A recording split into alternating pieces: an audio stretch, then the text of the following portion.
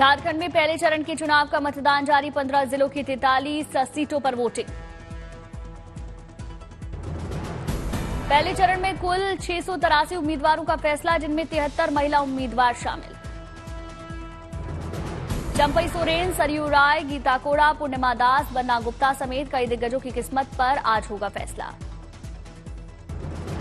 मतदान सुबह 7 बजे से शाम 5 बजे तक वोटिंग होगी। 950 बूथों पर शाम 4 बजे तक मतदान होगा।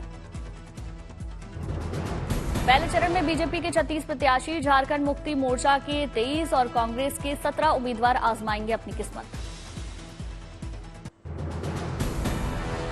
चुनाव आयोग ने एक्स पर पोस्ट कर लोगों को मतदान के लिए किया जागरूक। लिखा, हम हैं तैयार, अब आपकी बारी, सभी मतदान करें, ये हम सबकी जिम्मेदारी। बुजुर्गों, दिव्यांगों और महिलाओं के लिए चुनाव आयोग ने विशेष व्यवस्था की। परिवार और मित्रों के साथ मतदान करने की चुनाव आयोग ने अपील की। झारखंड में मतदान केंद्रों पर सुरक्षा के कड़े इंतजाम, जगह जगह तैनात किए गए जवान। वोटिंग को लेकर मतदाताओं में जबरदस्त उत्साह। सुबह से पोलिंग बूथों पर मतदाताओं की लंबी कतार लगी। 2 चरणों में हो रहा झारखंड विधानसभा का चुनाव। 23 नवंबर को झारखंड चुनाव के नतीजे आएंगे। वायनाड में भी लोकसभा उपचुनाव के लिए वोटिंग जारी। प्रियंका गांधी की किस्मत का आज फैसला। प्रियंका के साथ एलडीएफ के सत्यन मुकेरी और एनडीए के नव्या हरिदास समेत 16 उम्मीदवारों की किस्मत का आज फैसला। राहुल गांधी ने वायनाड और रायबरेली सीट से जीता था चुनाव। वायनाड सीट छोड़ अपने पास रायबरेली की सीट को रखा। 20 नवंबर को 3 राज्यों में होगा उपचुनाव के लिए वोटिंग। गंगा स्नान को लेकर चुनाव आयोग ने बदली थी तारीख।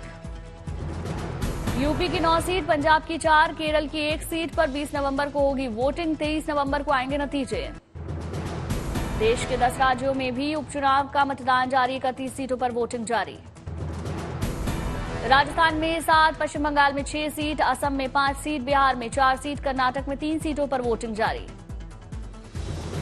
मध्य प्रदेश में 2 और छत्तीसगढ़, गुजरात, केरल, मेघालय में 1-1 सीट पर मतदान। उपचुनाव में अधिकांश विधानसभा सीटें मौजूदा विधायकों के लोकसभा चुनाव लड़ने और जीतने के बाद हुई थी खाली। कई प्रतिनिधियों की मौत के बाद खाली हो चुकी थी सीटें। झारखंड, महाराष्ट्र के साथ 10 राज्यों की 31 सीटों पर उपचुनाव की होगी मतगणना। 23 नवंबर को होगी गिनती। पीएम मोदी का आज बिहार दौरा। दरभंगा में प्रधानमंत्री मोदी 12,000 करोड़ से अधिक की विकास परियोजनाओं का करेंगे लोकार्पण और शिलान्यास। पीएम मोदी आज दरभंगा एम्स को देंगे सौगात। एम्स के लिए रखेंगे आधारशिला। आज झारखंड में पीएम का धुआंधार चुनाव प्रचार। सारठ और गोड्डा में चुनावी रैली को करेंगे संबोधित। प्रधानमंत्री बनने के बाद पहली बार गोड्डा में रैली को करेंगे पीएम। महाराष्ट्र में आज गरजेंगे अमित शाह। 3 रैली को संबोधित करेंगे। आज महाराष्ट्र चुनाव प्रचार करेंगे जेपी नड्डा। शिरडी साईं मंदिर में करेंगे पूजा। 2 रैली को करेंगे संबोधित।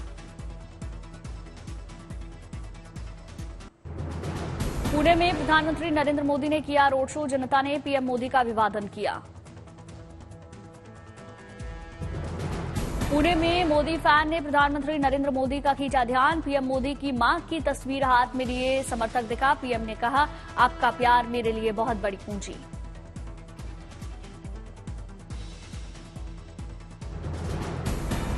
कांग्रेस को घेरते हुए बोले पीएम। कहा, कर्नाटक में कांग्रेस ने झूठ बोलकर सरकार बनाई। महाराष्ट्र को बचाने के लिए कांग्रेस को दूर रखना होगा। आर्टिकल 370 को फिर से लागू करने की बात पर कांग्रेस पर बरसे पीएम मोदी। कहा, 370 ने आतंकवाद को हवा दी। बीजेपी ने 370 को खत्म करने की नई उम्मीद दी।